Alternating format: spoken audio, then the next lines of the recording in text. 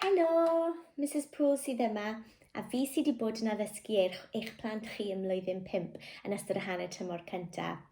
Ein thema ni o'r hyn o bryd yw dyfal donc a dir y garreg. Yn Saesneg, hynny yw, if at first you don't succeed, try and try again. Rydyn ni wedi edrych ar gymaint o agweddau o'r thema yma, o fforwyr sydd ddim yn rhoi'r ffidil yn y to, ac yna i bobl sy'n rhagori, pobl medrus a dawnus, sydd yn anelu at y sêr, pobl fel Richard Parks, Pwrna Malafeth a Jordan Romero. Roedd yn bwysig i ni edrych ar y bobl yma, gan bod ganddyn nhw agwedd positif tuag at bywyd.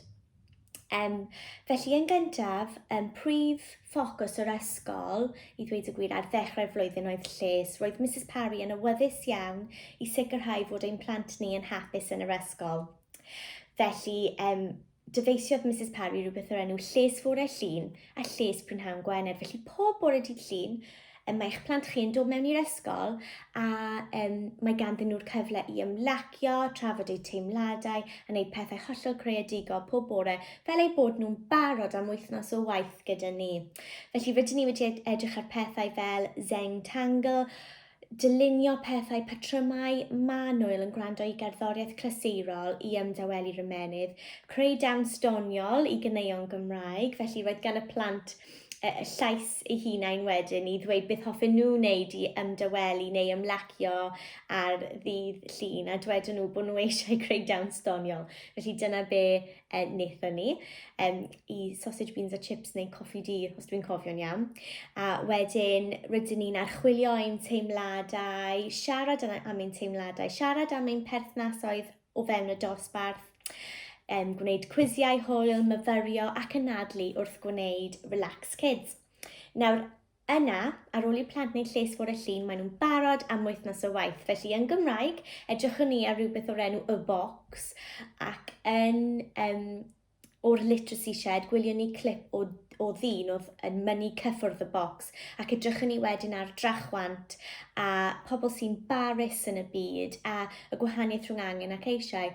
Yna ysgrifennodd y plant o safbwynt y dyn oedd yn mynnu cyffwrdd ar bocs, fel ei tasg cyntaf Cymraeg, ac yna, bellach ymlaen yn y hanner tymor, edrychwn ni ar Everest, a roedd gan y plant diddordeb yn hyn, achos dwi'n gwybod bod rhai ohonych chi, y rhieni, yn hoffi dringo eich hunain, a felly roedd gan eich plant diddordeb mawr yn y pwnc. Ac yna, yn Saesneg, edrychwn ni ar y fforwr enwog, sef Shackleton, a aeth Shackleton i Antarctica, a ysgrifennu ni adroddiad am hynny. A nawr rydyn ni wrthi yn dysgu am Percy Blackborough, a mae fe o Gasnewydd, felly cysylltiad hollol lleol, a mae'r plant wir yn edrych ymlaen at dysgu mwy amdano fe. Yna, ym mathemateg, rydyn ni wedi canolbwyntio ar y sgiliau sylfaenol, a'r 4 gweithred, sef adio, tynnu, lliosi a rhannu, a rydyn ni wedi dechrau gyda rhifau llai, a cychwyn ble gorffennu nhw ym mlwyddyn 4 i adeiladu ar y gwybodaeth o'n nhw'n cofio cyn y cyfnod clo, ac yna nawr rydyn ni yn gallu adeiladu ar yr hyn maen nhw'n gwybod.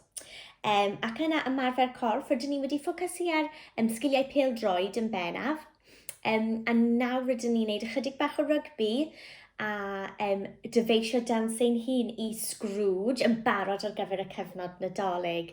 Felly, dyna ni yn fras beth rydyn ni wedi dysgu, a rydyn ni'n edrych ymlaen yn fawr iawn at siarad gyda chi ar y ffôn.